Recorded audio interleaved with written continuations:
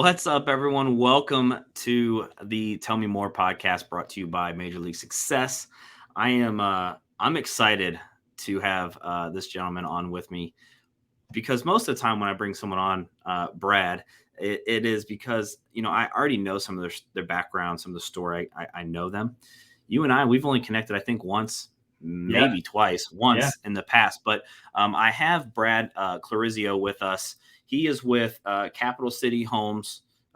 He also has the Clarizio properties for the investment side of things, and he is with Red One Realty. So, Brad, I'm excited to have you on. I'm excited to, I'm a little selfish. Part of the reason why I like doing these is I like to understand other agents' journeys and where they came from, how they got started, what's their business like, right? I believe that there are so many different ways for people to get into this business. I think there's so many different ways for people to grow their business. And I just think that there's people out there that can relate to your story, right? And my whole goal is to get your story out there. And if someone connects with you at the end and, want to pick your brain, then that's a success and that's a win for me. So, Brad, thanks for coming on and spending some time with us. Thanks for having me, John. Looking forward to it. So I always like to start with growing up. I feel like, our past, we see some of those things that, whether it's from growing up, whether it's from a different career, whatever the case may, plays a huge role in our real estate business. So I always start in the beginning. What was life like growing up? Yeah, that's a long question. That's a 32-year question. So I'm born and raised in Columbus. So I've been here my whole life. My family, my parents are both from Columbus, so we have long lineage here. I grew up on the west side of Columbus, so the Galloway, like Cherry Creek area, if anybody knows that side of town, I'm sure most realtors do, because it used to be $50,000 for a house, and now they're almost 300. It's like, holy crap! I wish we had held on to that house. But so I grew up in the Galloway area. Eventually, we moved from Cherry Creek to Galloway, and then eventually, my senior year of high school, we moved to Hilliard. But I stuck with Southwestern City Schools. So I'm a graduate of Westland High School, class of 2008, and growing up, man, I mean, I have what I like to think are pretty normal parents. We're a working class family, so I'd say I grew up fairly middle class. My dad's a big union guy, and my mom is she worked for Hilliard City Schools for a while as a lunch lady. She ended up having to retire for health issues, but my dad's been with Hilliard City Schools for 20 plus years as a custodian. And so somebody who goes to work every day with a lunch pail and works his butt off. And, I think that really, like, the way I have two older sisters, but the way I was raised is you work for everything you have. So, all the respect in the world to however anybody was raised. But in my world, I wanted a car when I was 15 years old, and my parents didn't have money to buy me a car. So I actually started mowing lawns when I was 13 in preparation for buying a car at 15. And so I think, obviously it helped shape me long term on when I want something, I know I have to work to get it. Yeah. And so, growing up, I had a job at 15. So I started at Subway. I was a sandwich maker. The day I turned 15 and a half, which was the Subway requirement, I started at Subway. Yeah. And at school, I had, double study hall to end the day, so I could leave school early and I'd go work. So I worked pretty much 30 hours a week or so, starting at the age of 15 and a half. And again, I think it just, like, the way I saw my parents work, if they had to go to work every day, they didn't have the option to call off because they didn't get paid. And so that has shaped me, I believe, years later. It's something that, my daughters are 2 years old and 8 months old. And so I haven't quite taught them that yet, but it is something that I plan to instill, is that if you want something, you have to work for it. And it's what I saw my parents doing. And it's what I still do to this day. So you mentioned that you started with mowing. Was that just the neighbors, or, because some people grow up and they have kind of like that entrepreneur mindset, and then there's people like me. I don't have that in my bone. I think now being in the business and the people I've been around, there's some of that there. But like, I never had that mindset of like, I'm just going to go and create my own business. Right. And even back then, you may have not thought of it that way, but it wasn't like you went to a company and started mowing. Right. It was, Right. I'm going to figure out a way that I need to go make some money to mow. So was there any like deep thought into it, or was it just like, hey, I just need to make, $10, $20? Look, at 13, you don't really have many useful life skills, right? I mean, anybody can push a mower. And so for me, I actually used to let my neighbors' dogs out and they go on vacation for $20 and things like that. So I have always had entrepreneurship ingrained in me. And I don't know where I got that from, to be honest. I mean, my dad isn't an entrepreneur. My mom isn't. My grandpa owned some Burger Kings, but they were in Florida and I barely knew him. I think I met him 3 or 4 times my whole life. And so maybe it skipped a generation or whatever, and it came to me. But, I just looked at like, okay, what can I offer the world? And I think pushing a mower at the time was it. And, I remember that, there's like certain things in your mind that stick out for some weird reason. But I remember like, I used to like collect Pokemon cards and I would bundle them together and like trade 10 energies for a Charizard. And as silly as it sounds, it's just like I was able to like negotiate that. And so I always feel like I had this underlying business feeling. And I know we're going to get to like, a little bit later on in life and stuff, but there were glimpses there that I don't think I didn't know until I was a little bit older, but I did have like these signs that I was an entrepreneur. And, we're all raised to grow up and go to college and get an 8 to 5 and stay at the company for 30 years. And you'll be rewarded with a pension when you're 65 years old. And, I think that's what I almost tried to stifle my entrepreneurship, because the way that I was raised was my dad, he spent the same company for the majority of his career. And I think it was just like, that's what I felt like I had to do was, just, hey, I know I kind of want to be an entrepreneur, but it's not about letting my parents down. It's just more so I was raised to, hey, you got to get a good education. You've got to get a good job after college, because you don't want to be living, paycheck to paycheck or commission to commission in this case. Yeah. And so, I think I liked entrepreneurship, but I was almost afraid to act on it because it didn't fit, my parents' beliefs. Not that they were like real strict parents or anything. Right. It's not what they did. They live what I would consider a normal life, and real estate is abnormal to most people. Yeah. And we both, I know you mentioned you graduated in 08. I was 07. So we kind of grew up in that, still go to college, but it may have not been the right time to really go to college, right? Yeah. So and I was kind of the same way. It wasn't like my parents are like, you're going to college, but it was like, okay, you either go to college, you join the military, or you just get into the workforce. Which option do you want? And I didn't like the other two, so I went to college, Exactly. And I always joke, for me, my degree doesn't mean anything. I didn't use it for 1 second. I didn't interview for one thing I went to school for, which is fine. But it's always interesting, and I think now, I don't have kids, but I think parents nowadays are a little bit more open to, hey, you want to go start your own business, or you want to just go into the workforce, or you just want to, it's not necessarily college is the gateway to getting that good job or that good career, whatever the case may be. I think that's a good point, man. I mean, it was always, we're a year apart. So it was always like, okay, college is the top choice. And then you've got like these second tier options. Right. If you don't do college, well, I guess you can choose one of these other two things. And, certainly after a life, almost a second life now in entrepreneurship, I definitely want to encourage my daughters to explore other options, whatever that is. And heck, in 16 years, man, gosh, who knows how different things will be. But, John, we didn't have Facebook impacting our decisions or Instagram. I remember I got a flip phone like 6 months after I started at Subway. I was like 16 years old. And so, gosh, we have friends now that are like 8 years old. Their kids are 8 years old. They have an iPhone already. I'm like, holy moly.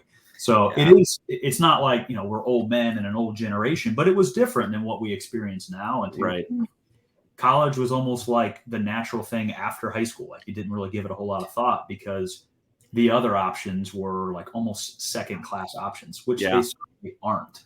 Yeah. And so it's a mindset shift for sure. And with the speed of technology and the things that are at kids' fingertips these days, that entrepreneurship, obviously now it's way more available. It's easier to access. It's talked about a lot more. But I was just listening to a podcast the other day, Tim Ferriss, and he had Zuckerberg on there. And, it's just crazy to think he was only 2-3 years older than us when Facebook started, Yeah. So I think we had Facebook in 07, 06. I don't know when it actually started. But it was only for college kids at that time. Yeah. So, it's just interesting. Yeah, it's just interesting, with what's available now and how that's going to greatly impact whether, the college and whatnot. But Sure. I wanted to kind of go back a little bit, working at Subway, right? First job, 15 and a half. First, I guess, steady job. Did you do that throughout high school? Did you play any sports? Did you get into anything else? Yeah, so I did. I worked at Subway for, like 3 years. I made a lot of subs, man. And I can still, to this day, 15, 16 years later, tell you every number of pieces of salami on every sub. Weird, the things that your brain remembers. I worked at Target for a little bit, and it was a Target that had a Starbucks in it. So I actually did like 4 or 5 shifts at Starbucks. I don't remember any of that. I wish I did. Yeah. But I was actually a band geek. So, my parents, I played the trumpet. I don't know if I even have my trumpet anymore. I obviously haven't played it in years, but they didn't make me, but they asked that I do marching band for 2 years to, just build like life skills, right? You just learn a lot in sports and choir and band and whatever it is. And so after 2 years, they gave me the choice, a little bit more of a choice. Like, hey, if you want to keep doing it, great. If you don't, then you have to do something else, right? So I did 2 years of band. I did quit marching band after the second year. In hindsight, I probably would have stayed in. It was actually a lot more fun than I thought it was in the moment. But I joined the tennis team, and brother, I am not good at tennis, and I did it just because my parents were like, you have to be involved in something extracurricular. I'm not an athletic person. But I did. I played tennis for 2 years. It was fun. I was terrible, man. I mean, it was like, if the team was counting on me to win 1 point, not a match, a point, we were dead in the water. So I actually still play tennis with my wife today. I'm a lot better now, but in high school, I was this goofy kid. I actually had real long, shaggy hair, like oh my gosh, dude, on the top of my head, like a mop or whatever. After this, we will have to, I don't know. I'll have to find, I'm going to my parents this upcoming weekend. So I'll have to find, we have a lot of similarities. Yeah. I didn't realize. Shaggy. Yeah. I had long hair. My parents made me be in the band for junior high and 1 year of marching band. And at that time I was at a very small school, small town south of Youngstown. Okay. And, I was actually in the high school marching band as an 8th grader. Oh, so I did junior high and then the 1 year, but it was actually my 8th grade year. And then after that, I stopped. I also played the trumpet. So man, we should get the band back together. I can't even tell you any notes anymore. Man. Hey, that's probably for the best. This was the time, you probably remember this, John. This was like right when American Pie came out. And so, everybody thought the old band camp joke was around. But yeah. So anyways, I did it for 2 years. I actually had a good time. I was in junior high band as well. And then eventually, marching band for 2 years. Met a lot of people, dated the same girl for almost 4 years who I met in band. And I built actually my one of my best lifelong friends I met in band, and still to this day, we're still super close. And, in hindsight, probably would have done it more, but didn't happen. So no, it's just so funny. It's hilarious. I played the trumpet as well. So I get on here with people and I'm like, man, we got some similarities, Yeah. So that's cool. So you graduate high school, you're doing some sports, things like that. You graduate high school, go off to college. What did you go to college for? I'll tell you. So I actually did really well academically at school. So out of 365 people, I was ranked number 7. I always wanted to be in top 5. I'm super competitive, and I could never pass Jessica Pemberton, darn it. And Still remember the name. I do. Yeah. And so I did well academically. I applied to Ohio State. I applied to Fisher School of Business to enter as a freshman. I got in. I was excited. It was the only college I applied to. Born and raised a Buckeye. And I have a story about how I ended up attending DeVry. I went to DeVry, and I actually skipped. So I wasn't the best behaviorally. I was academically good. I wasn't the best behaviorally. I skipped the DeVry presentation. They came to our school, and I got caught in the hallway. And my punishment was they made me go to this presentation and listen to why we should go to DeVry. I remember thinking, hey, I'm going to Ohio State. Who cares? And so I go, and in my competitive self, they said that you can finish a 4-year degree in 2 years and 8 months if you work your butt off. And I thought, man, I don't want to be in school for 4 or 5 years. I planned on living at home. I'm also very frugal.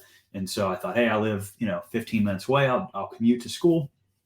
But I thought, man, if I could be done with school in, 3 years, basically, then I can get out into the workforce. And so I started, I went to school for accounting, which is, yeah, 5 minutes into this podcast, can you imagine me as an accountant? It was a very bad fit. I absolutely hated it.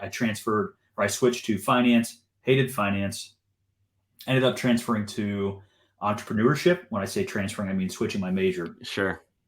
And there's that entrepreneurship, right? So I'm in school, and DeVry was not cheap. So they couple your speed with, a lot of money. And I was paying for my own school. My Sure. parents, again, middle-class family, no funds for college. It was all on me. And I realized very quickly, I didn't need to get a degree to be an entrepreneur. I kind of already was. And in my own mind, I already was. So I ended up switching to human resource management. And it came out of nowhere. We all grew up HR. It's kind of like The Office, and the stereotype is real. People avoid HR, and everybody hates Toby. And, but I actually ended up going to school for human resource management. I graduated. I have a bachelor's degree in human resource management. And I graduated in 2 years and 4 months versus 2 years and 8 months. And I was able to secure a job in one of the worst economic times in history, 2010. Yeah. And so I was able to secure a very entry-level human resource assistant job. I remember I made $14 an hour coming out of college, and man, was I loaded. I had no idea what to do with all this money. I was making $6.50 an hour at Subway. Now I doubled my salary, and I was living the life. And to make a long story short, and I know we're going to talk about why real estate, but I'll never forget my very first day in human resources. I graduated. I'm wearing a silly button-up outfit and stuff. I'm so excited.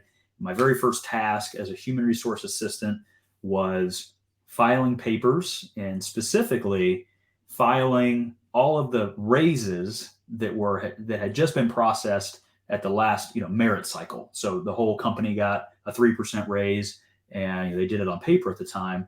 And so I had to put each one in the employee personnel file, basically like, hey, this person used to make 50 and now they make 52, and I put it in their file. Yeah. So I did that for the whole company, and my boss asked me to do that because he wanted to get the allure of the salaries out there. Because I'm a young kid, basically. He just wants to get it off the table. Right. And I remember thinking, man, this took all day. I can't believe my first day is done. And I go back to my desk and I look at the clock, and it's 9:04 a.m. And I think to myself, oh my God, I feel like I've been here for 8 hours, and I've been here for 1 hour and 4 minutes. And I'll never forget thinking to myself, there is no shot in hell I can do this the rest of my life. And it was a weird feeling because I just paid, $60 grand for 2 years of school, and I was all gung ho. And I remember in the first hour, just outside the first hour, I knew that I was, I had maybe chose the wrong path. I go back and forth about whether or not I chose the wrong path, because having a college degree, having a salary, opened up a lot of opportunity for me, specifically in my investment business. And so I can't call it a waste or a mistake, but I just remember thinking I got to tell my dad someday that this was a mistake. or this is I Yeah. don't want to do anymore, I guess. And so, I know we have a segue into my real estate career, but that was a moment that I'll never forget in my whole life. Was going back to my desk, and at my computer in the right hand corner, I saw the time, and I thought, "Is this computer not working?" And I just thought, I'm in big trouble. And Yeah. the rest is kind of history. It's like I said, it's so crazy when people come. I went to Ohio State for accounting. Quickly realized that wasn't for me. I failed calculus. So then I switched to sports, and at Ohio State it's sports and leisure studies, but it's really, your two options are gym teacher or, really the going into the professional sports field, Right, right. And I quickly realized as soon as, when I was actually looking at potential jobs in 2011, I graduated in March of 2011, I was going to be selling season tickets, right, for the Blue Jackets crew, somewhere in Iowa for a single A baseball team, or, and I was like, there's no way I want to work 60, 70 hours a week making $12 an hour Yep. and go up the corporate ladder. So I didn't even entertain it. I just jumped into real estate. So it's so funny, when I have people on, I hear those stories, and, I don't say it's a mistake, right? It's, hey, I'm glad, I went down that path because it led me to here. That's a great way to say it, man. I mean, Yeah, I've long pondered, where would I be in my real estate career if I would have just never went to college, or that day I quit my job and I go become a real estate agent or whatever. But all paths lead to where we are today. And at the end of the day, I love my life and I love where I am. And if that's what it took, the punchline here is I actually ended up working almost 10 years in human resource management. that's what I was going to ask, is if you scaled up, if you went up the corporate ladder there, or just worked your way at different companies. Yeah, so I did about 4 years at that company, and I left there I left it just around the age of 25. I was a plant HR manager. So there was plants all around the company, all around the country. It was a manufacturing facility that made stuff for Honda, and I went there, and I was just like, I got to try something new, and I ended up going to L Brands, so Victoria's Secret, Bath and Body, and I went there. I worked there about a year and a half. Man, is that company big! It was an awesome company. It wasn't for me. It was huge. But I really liked retail. I liked the environment. I liked, even the product, not the women's underwear, but just the having something tangible that Right. we could use, like candles at Bath and Body Works. Whereas my last job, it was, we were making fasteners to hold seats together. It's like, geez, that's real exciting. And so I ended up going to DSW, the shoe company. And I absolutely loved it. I loved every second I was there. That company made it very hard for me to make the decision that I did going into real estate full time. And so when I left HR, it was April 12th, 2019. So I'm about to hit my 3-year anniversary. Nice. And Nice. I was the regional HR manager for the Northeast division of DSW. So I had about 110 stores that I supported from Maine all the way to Atlanta. And so I traveled a ton. And it was awesome. I mean, it was great. It was every person's dream. I got free travel. I had a paycheck every 2 weeks. I had corporate benefits and vacation and all this stuff. But what's missing from the story was, after I had my oh crap moment in HR, almost 10 years before that, I looked for an out, right? Like, okay, day one, I know this isn't for me. Rather than hitting the panic button and just going into real estate full time, or doing something else, I should say. I didn't know what I wanted to do. Yeah. I looked at okay, what interests me? And the options at that point, this was before, real estate was so big in Columbus, was to be a realtor, which my best friend was. He had become a realtor. He did it right out of college. I'm sorry, right out of high school. So he had been a realtor for almost 3 years at the time, or be an investor. And remember the timing, where 2010, 2011, you remember Columbus 10 years ago, it was much different. And so realtors weren't doing great because it was a huge difference in the market. And so ultimately, I decided to be an investor. I thought, hey, I'm an entrepreneur. I don't want to be a realtor because it's tough right now. And so I chose the investment route. And over the course of my 10 years in human resources, it was close to 10 years, like within a month off. So I'm just going to call it 10 years. Over the course of 10 years, I built a rental portfolio. I did some flips, and I still do some flips and these kinds of things, but I focused on buying discounted properties, fixing them up, and putting a tenant in, and in theory keeping them forever, which is what I still do today. Yeah. And I knew that at some point the two paths would cross, between HR and I had grown to like HR more than I did originally. Sure. I knew someday like the two would intersect, and I'd have to make a choice. Do I want to be an EVP of HR someday, or do I want to own hundreds of rental properties and just blow that business up? And ultimately, I think, since I'm on a real estate podcast, you probably guess, what I chose. And, it was a really healthy conversation with DSW. They fully supported me. I still talk to so many people from there. And, that was the start of my investment world. Yeah. But I knew that like if I quit my job and I lived a certain lifestyle, what I made at DSW, I didn't have enough rentals to live that lifestyle. So I thought, why don't I get my real estate license? Right? I feel like everybody thinks that these days. But this was 2018 is when I got licensed, and I thought, if I quit my job, I'll just do a little bit more realtor work to kind of help replace my salary. Right. And that was the birth of Brad Clarizio as a realtor. So now I got to ask, because we're the same age, how much did HGTV play into your decision to get into the investment side? You know what, man? It's hard to say. So I left a piece of my story out. I'm a car guy, so I love cars. When I was 16 years old, I bought my first car at 15. I was 16. I wanted to do some stuff to it, and I didn't have any money, right? Like, story of my life. And so I started flipping cars. So I would actually buy cars on Craigslist and watch YouTube. This is like the birth of YouTube. God, I feel old saying that. It was a different time. So YouTube wasn't what it was today. I'd watch like how to fix things on YouTube, and I flipped cars actually. So I flipped 42 cars by the time I was 15 years old. So much that I had to like file taxes, and hopefully IRS isn't listening here. But yeah, anyway.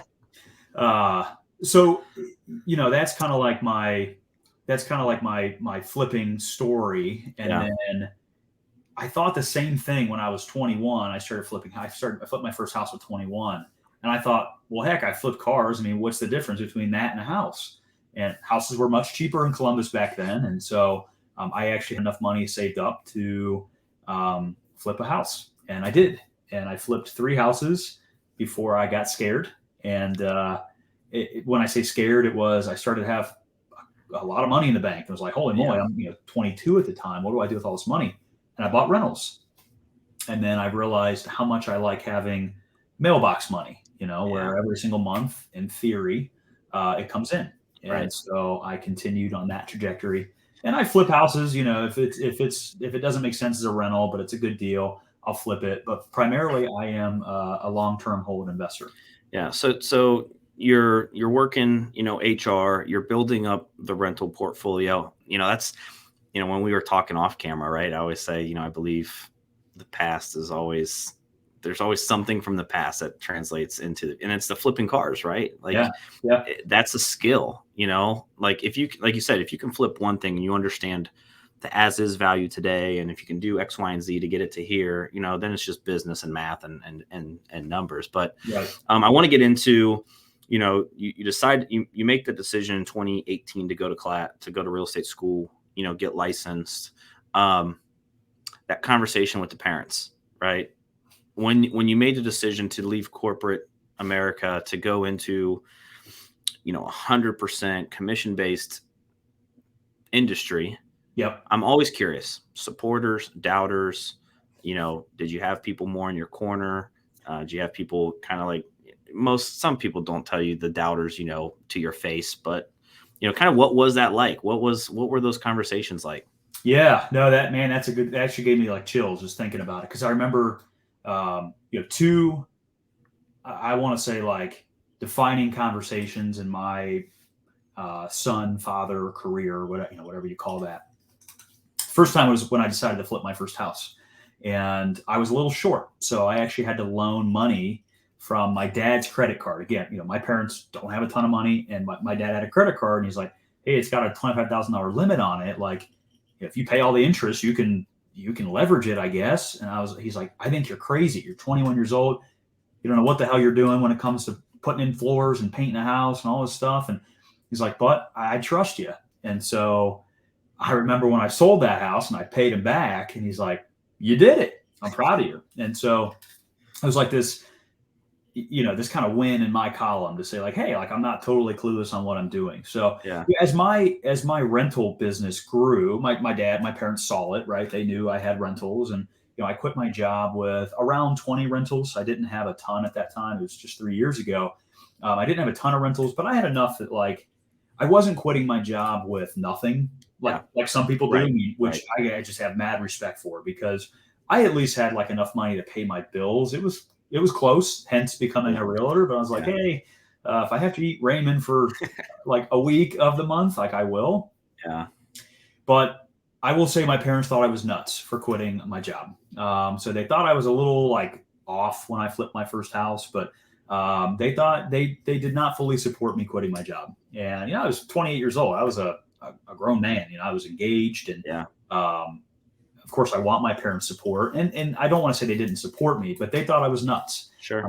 I made great money at DSW. I had what they always wanted me to achieve, right? I had the college degree. I owned my own personal home. I owned a car. I had, a fiance. I had what we all think is the American dream. And they knew that, I wasn't like completely sold on living the rest of my life in HR and just picking up a rental or two every year. And so when I told them I was quitting, I think like any parent, they're just concerned. I mean, I'm still only 28, so it's not like I was a 50-year-old person at the time. Yeah. And, my dad is just like, hey, I trust you, but why don't you give it another year? And I'm just thinking, if I say that, I'm going to say the same thing next year. Like at some point, it's like ripping a Band-Aid off. I have to do it. And I knew that my fiance and I wanted to, kind of have kids. I mean, I'm 28, so I gotta have them at some point. And so I'm like, I feel like if I find out that, that she's pregnant in a year from now, then I'll be too afraid to quit. And so there's no better time to do it than now. And I walked into my boss's office and I told him that I was thinking about it. And I said, can I have the weekend to think about it? And he said, if you come back in, this was a Friday, so if you come back in on Monday and you tell me that you want to stay, I'm going to fire you. And I was like, what? And he's like, I'm serious. He goes, I know where your heart is. And he's like, I don't want somebody on my team that isn't all in. He said, you are basically like you're destined to do real estate. And he's like, I've watched you grow over the last few years, and you need to make this choice. And I told my dad about that. I told him that weekend, I was like, hey, I talked to my boss yesterday. And basically, I'm leaving. Like, like it or not, he's either firing me or I'm quitting. And I said, you got to, I actually referenced the flip I did like 9 years before that. I said, you just got to trust me, man. Yeah. And it's worked out really well. So my parents are, God, they're my biggest, my wife, of course, but my parents, man, they're my biggest fans. They're like any parent, they comment weird stuff on all my Facebook posts, and they always sign it with love mom or love dad. It's like, yeah, I know who you are. You're posting from your account, but they're very, very proud of me today. And man, I wouldn't be here without them. I really mean that. And, I think, they saw your work ethic too, right? They saw, even over the years, even going back to, teenage years, high school years, that you were willing to put in the work. That's what the one thing about real estate, and it really can apply to entrepreneurship is I tell people new agents that join our team, what you're going to put into this is what you're going to get out of it. Yep. And sometimes majority of that goes into one ear and out the other, and they don't, like, oh yeah. Oh, I get it. And then you see the work ethic behind it, whether they're showing up every single day, whether they're working longer hours, whatever the case may be. And, I tell anyone, if you have the work ethic, if you can have the self-drive and motivation, real estate can be a very beautiful thing for you. Yep. But if you're inconsistent, if you don't want to work, if you don't want, and I'm not out here saying you got to work 12 hours a day. because I don't think you have to work 12 hours a day, but if you put in the time and you put in the effort and you put in the consistency, you can accomplish whatever you want to accomplish in this business. John, there is nothing in this world that you could say I would agree with more. Seriously. Yeah. It's like anything, right? You want to have a six pack, go to the gym every day. If you, I mean, obviously I'm far off from that, but I'd say like we have the other six pack, right? Yeah, exactly. Yeah. Dad bod. So, but man, I'll tell you what, the difference between the people who are successful and the ones that aren't in anything in life, but obviously with our real estate focus, are the ones who do the work and the ones who don't. And so, just a quick story. I used to be on a team and a team at a different brokerage, and there was an agent who was brand new. They had just relocated here from a different state, and they knew nobody in Columbus. And this person came into the office. I'm not a big office guy, right? Like I'm sitting in my bathroom right now, pretty much. It's my mud room. And I'm not a big office guy, but this person came in every single day to the office, 8 to 5, was cold calling people, picking up every single lead, showing $20,000 houses to people. And I'll never forget watching him do that. And he's a sizable agent now. This was just 3 years ago. Yeah. And he came here with like literally nothing, as far as a real estate agent goes. And, this guy, he put in the work. I've always admired that about him, is that, while I have a sphere here, he had no sphere. Right. And, a lot of people, when they leave for real estate, they have their old coworkers that they used to work with. And so he had none of that. Yeah. And this guy came in every freaking day, man. If I went in on a Thursday at 2 p.m., he's there. He's calling random people. He's doing every open house opportunity. He's doing everything it takes, that what we learn about is what takes success. And this guy does very, very well now. And I'm super proud of him. Just as, he's a friend as well. But he is who I think of when I think of like the grind that real estate takes. My grind has been 10 years. Yeah. This guy he didn't have 10 years. He didn't have the luxury that I had, right, of having a salary. He came here and he had no choice but to be successful. Yep. And I see it all the time, man. I see people who, everybody wants to be in real estate because they think that there's this, this implied freedom that you get with real estate's free. Let me tell you, man, I look at my calendar in a day. I'm not free. I am more free. I am more free to make my own choices. But right, I've yet to meet a person that's successful in real estate that just has this total freedom, And I feel like when people get in real estate because they want the flexibility and the freedom, real estate's a grind, man. Yeah. And if you're not willing to do it, it's going to be very tough to be successful. Doesn't mean you won't be, but it's tough. Right. And it's not for everybody. I think there's a lot of people who, they get sucked into this allure of freedom and I'll be my own boss and stuff. Hey, being your own boss is hard, man. You have to hold yourself accountable. And so that person I think of all the time, man, and just like what he did to get to that level of success. And he is like the model of grinding in real estate. And there's a ton of respect there for that. Yeah. I mean, I always say people get into the business, either they want more money, they want more time, or they want more freedom. They want some flexibility, right? Mm-hmm. Well, if you want more money, typically you're not really having the freedom or the flexibility. You're in your, like you just said, I'm in my calendar, right? Look at my calendar, right? Yeah. If you want more freedom, well, typically you're probably not making money, right? Exactly right. Unless, and there's a point to this, and then flexibility, right? I think flexibility is one of the things that a lot of agents forget about, myself included, right? Like we are in control of our day, our schedule, whatever we do, we have complete flexibility of it. I've moved to the opinion of, I try to coach agents on what is the lifestyle you want to live. Yep. Because your lifestyle is going to dictate your work ethic and what you're going to accomplish in real estate. But the flexibility, a lot of people forget, hey, if I get all of my stuff done in the morning, I don't need to grind in the afternoon. Take the day off, right? Yep. Take the rest of the day off, spend time with family, friends, whatever you want to do. And I think that one gets lost a lot, but you can have all three, but you have to create that leverage, right? Absolutely. You have to kind of build a team, you have a team and building that. And, that's that next step in everyone's business. I talked to a couple agents today and it's like, it's hard for me to give up control and delegate things. I'm like, look, if you want the money and the flexibility and the freedom, you can't do it all. There's no way. You have to create that flexibility or that leverage point to allow that. So I want to dive into, you got your licensed as a real estate agent. Any initial struggles, or did it just hit the ground running? Well, I actually got my license to do a couple deals a year, right? Like that's what everybody says. I'll just flip you. And I got it primarily to do my own stuff. I was flipping a little bit more at the time. I actually thought of it more as a cost savings versus an income stream. And saving money on the commissions of you flipping, exactly, as opposed to helping clients. My best friend was my realtor for all the years that I wasn't licensed, and I thought, I'll cut him out. Sorry.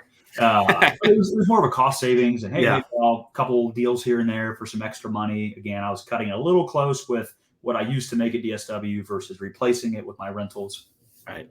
And I have a unique skill set as an investor. I've rehabbed hundreds of houses. I've done some really wild stuff. I've done new developments. I've built multi-million-dollar projects, and so I have a unique skill set that a lot of people latched onto.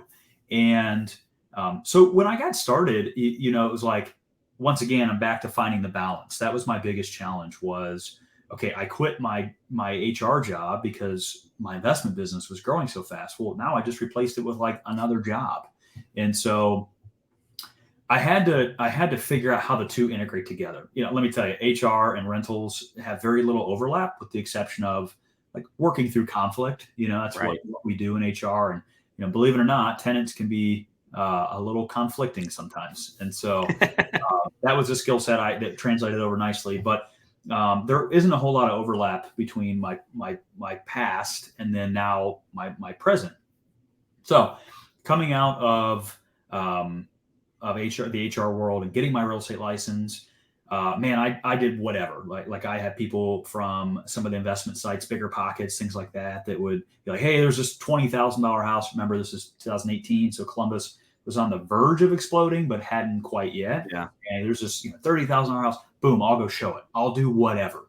And I still do that. Like I'm not above showing any level of house at all, but I had to figure out how the two intersected so that I wasn't in the exact same position that I was with HR, just a different title. Right. And, no paycheck every other Friday. And so, my biggest challenge was just figuring out like how to truly be my own boss, because for 9.5 years, I got to work at 8 o'clock and I left at 5 PM and, that was it. And now the first Monday after I quit my job, I wake up at like 9 AM and go, now what? There's nobody to tell me what to do. So my biggest challenge was figuring out how they work together. And then also like as competitive and as driven and as entrepreneurial as I am, I had nobody holding me accountable anymore. I didn't have a boss giving me a review. I was truly by myself for the first time in my professional career. I had no structure. I had I had my former team leader who, helped me along the way. And gosh, I always tell new agents, join a team, get a mentor, do something like that. Yeah. Because I really feel like, my previous team leader, Rhiannon Ferrari, really helped me through figuring out like, what does it mean to be a realtor? And so, and she gave me some structure, hey, try to come into the office, set some goals, things like that. So those were my challenges. Yeah. So over the next, 2019, 2020, 2021, when now you're starting to build your own book of business. When did you kind of make the decision to kind of build your team? Oh, geez.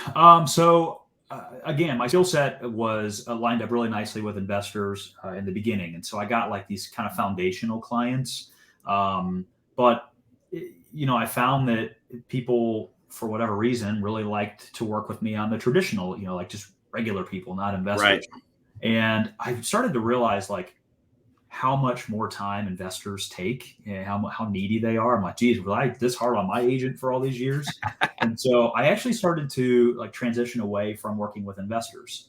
And, even to this day, I only work with like 3 or 4 investors. Yeah. And there's 2 reasons. One, I just mentioned, they're a lot more work, man. I mean, they are demanding and they're me, but I'm working for them. And so, and then the second thing is like, if it's an awesome deal, I'm probably going to buy it. And so I'm not even doing my clients sometimes a fiduciary responsibility by being their buyer investor agent. Because if it's Right. this screaming deal, I've already seen it. I'm probably already going to buy it. So I'm just not the best fit for a lot of investors.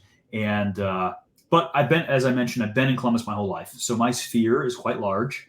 And family, friends. My wife is from Grandview. Her mom is a teacher at Grandview, and so the span of people that we know after 32 years is quite large. And so I have worked my sphere over and over and over again for 3 or 4 years, and I'm actually starting to lap business that I got, kind of when I first got licensed. Now I'm getting people with a huge amount of equity in their house that bought in 2019 calling me to sell. And so I feel like every realtor kind of starts to feel that transition when they've made it, they've completed the circle almost. Right. Where your $100,000 buyers in 2019 are now calling to sell their $250,000 house, and they've kind of graduated into the $400,000 house or a new build or whatever it is. So my book of business really was sphere with some investors, but it's really transitioned into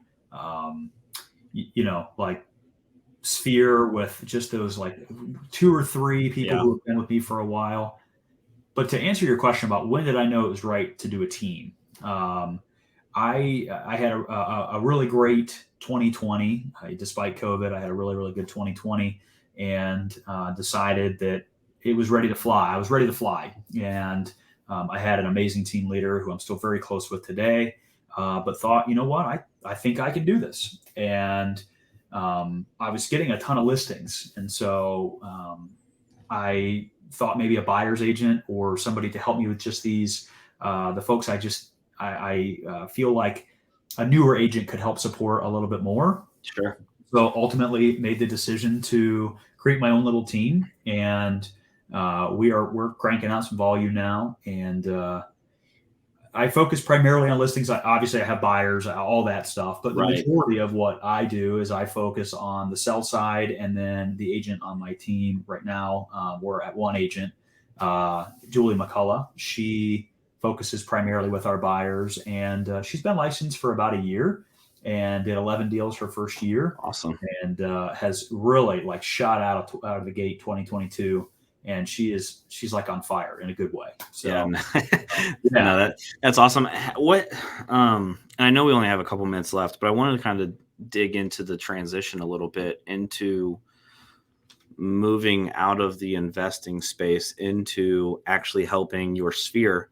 And quick math, it seems like probably a lot of your friends in your sphere was getting to that point where they were buying that first home, right? Just age wise and things like that. Yep. Was that strategy? Did you only go to your sphere? Were you working other types of lead sources? How did you make that transition from, hey, I don't really, and I was kind of like you, I only ever have 2 to 4 investors at any given time that are either, because some investors aren't buying, all at the same times and things like that. So, and then I also believe that, I'm only going to work with investors that are loyal to me. And typically, that tends to be a handful anyways. Right. So how did, what was that focus, right? What did you go, if someone's like, hey, I want to transition, maybe same thing. Hey, I'm doing rentals and I have my license or whatever, or they just want to focus on building their book of business on the residential side of things. How did you go about that? Man, I tell any new agent I come across, on my team, whatever, in my brokerage, whoever it is, like every single person that needs to know that you're a realtor. And there's like 10,000 of us here in Columbus. And so everybody could, throw a rock down their street and probably hit 3 or 4 realtors.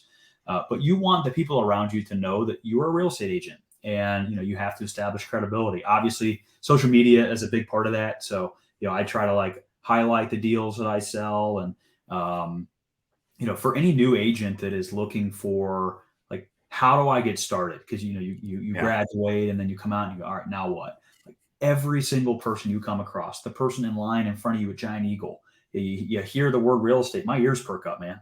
And I'm finding some way to connect with this person based on real estate, whether it's as an investor to buy their parents' house or whatever it is, or, they're on the phone and they say something to their client about, hey, we need to find a realtor. I mean, when you like put something to your attention, you find it.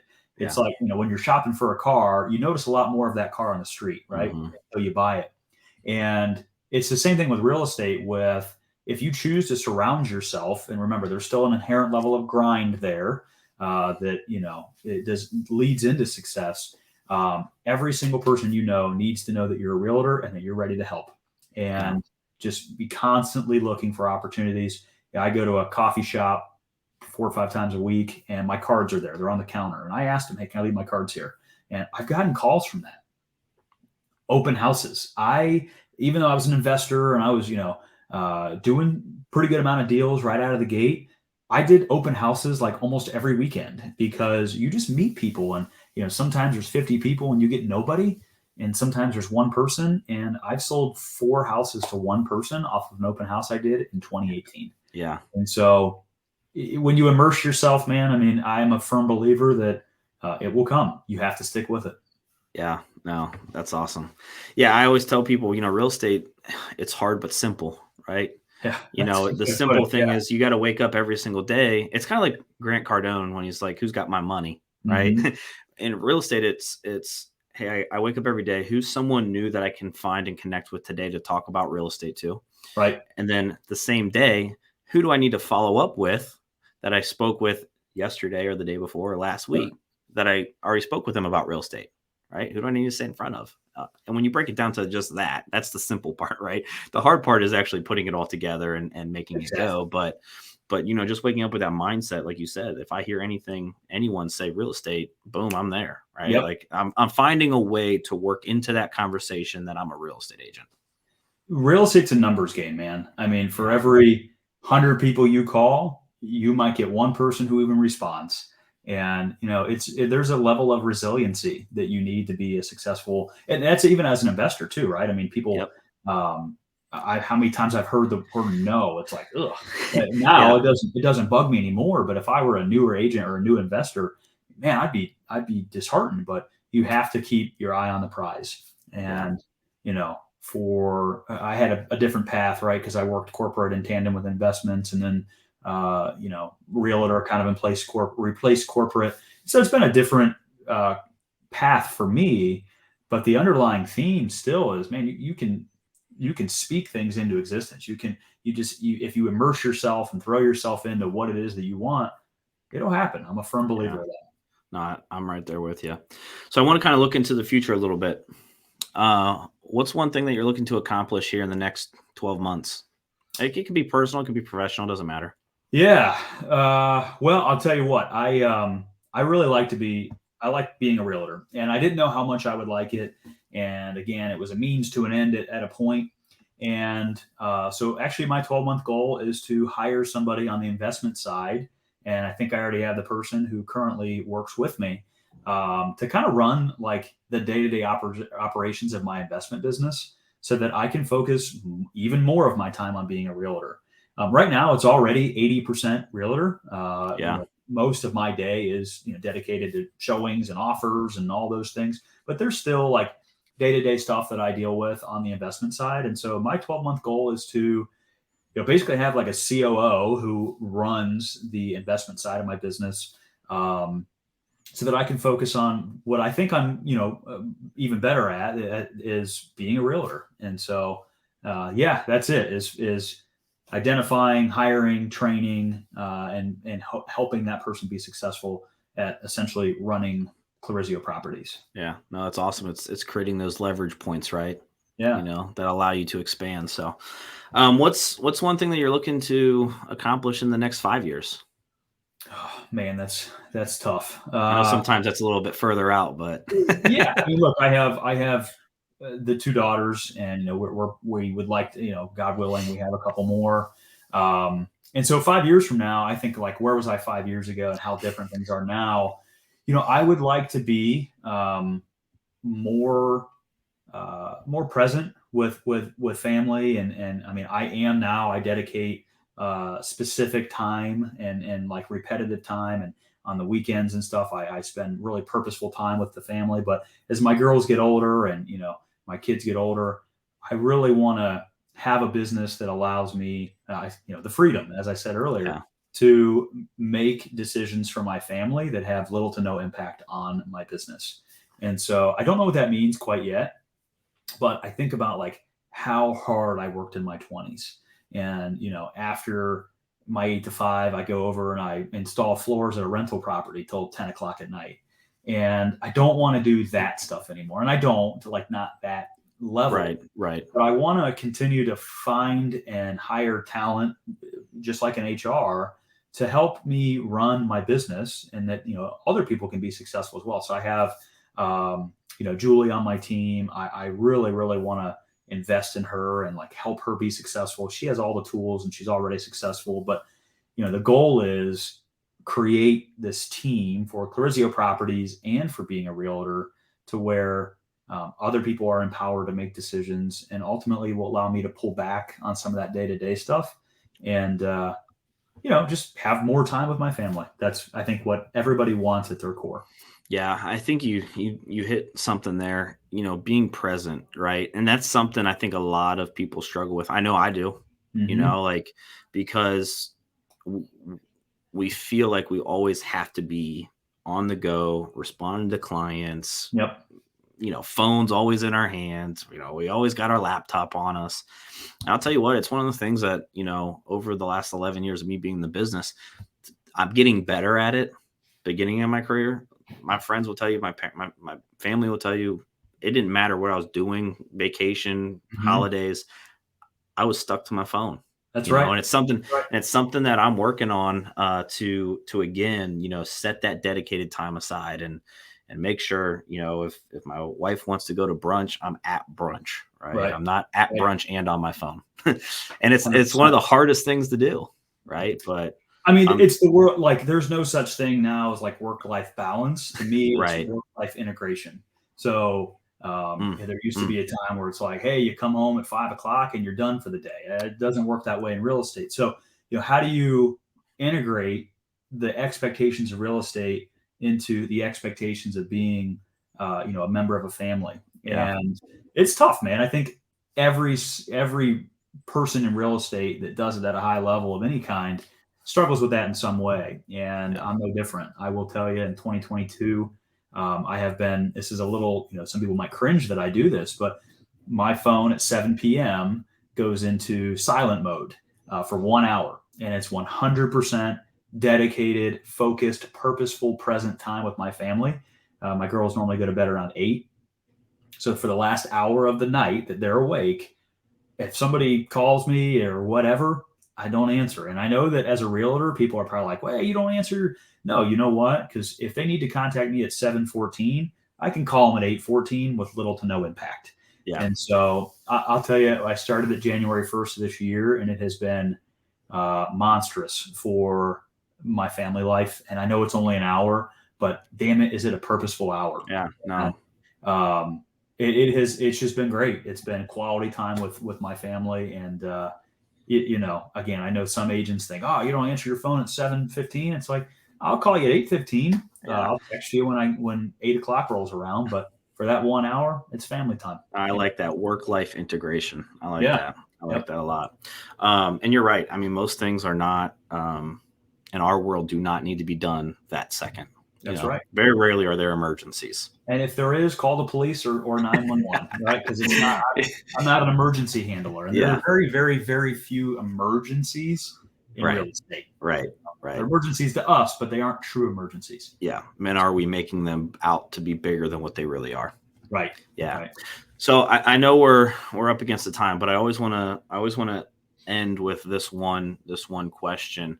And I really appreciate your time today, Brad, and being on and sharing your story. But if you could give the audience, one piece of advice that you wish you had, either starting out in the business, whether it's on the investing side, whether it's real estate agent side, or even to this today, right? Just one piece of advice that you wish you had, what would that be? Oh man, it's going to sound corny. And I don't think this was on your sheet, so I'm not sure I'm totally prepared. It is. I blended it a little bit, but. Oh, well, I think I missed answering it and prep for it. But it's follow your gut. Mine's certainly gotten bigger over the years, but all of us have like an inherent level of knowing what's right, your conscience, your gut, whatever you want to call it. And the difference between like, me, somebody who leapt off the cliff and hoped that the parachute opened, was I followed my gut. And there are people that live their entire life wanting to do something else and they just don't do it. And again, I think we're all born with this inherent level of, what you want. Some people are willing to go for it and some people aren't. And so, I say this to newer investors or newer realtors or whatever it is, man, if you want something, like, at least try it. Worst case scenario, you go back to what you were doing before. And that's exactly what I did. I just kept thinking, man, if I jump off this cliff and the parachute doesn't open, well, hopefully there's a big old puddle of HR waiting for me at the bottom, ready to welcome me back. And so I think I trusted myself. I followed my gut, and it's produced a really great life. And so just identify it as what you want and go for it. No, I love it. I love it. So those that are watching, you guys can see at the bottom of the screen, the best way to connect with Brad is on Instagram and email. Brad, for those that are listening, what's the Instagram handle for them to connect with you? It should be, I'm not a big tech guy, but I think it's at B Clarizio. So should be the only one out there. Awesome. Well, hey, I appreciate your time this morning and coming on this afternoon. And, well, whatever time our listeners are watching it, right? Or listening to it. Exactly. But I appreciate you coming on and sharing your story. Like I said, I know there's someone out there that's going to connect with you. And if you guys, enjoyed learning Brad's story and want to connect with him, whether it's, on the investment side, whether it's you're buying a home or selling a home here in Columbus, Ohio, if you are a real estate agent and you're looking to join a team, I don't know if you're looking for more team members or not, but if you guys resonate with his story and want to connect with him, please reach out to him. Comment on here and we'll make sure that he gets connected to you. Awesome. Brad, thanks so much. I appreciate you. Likewise. Thank you, John. I appreciate your time.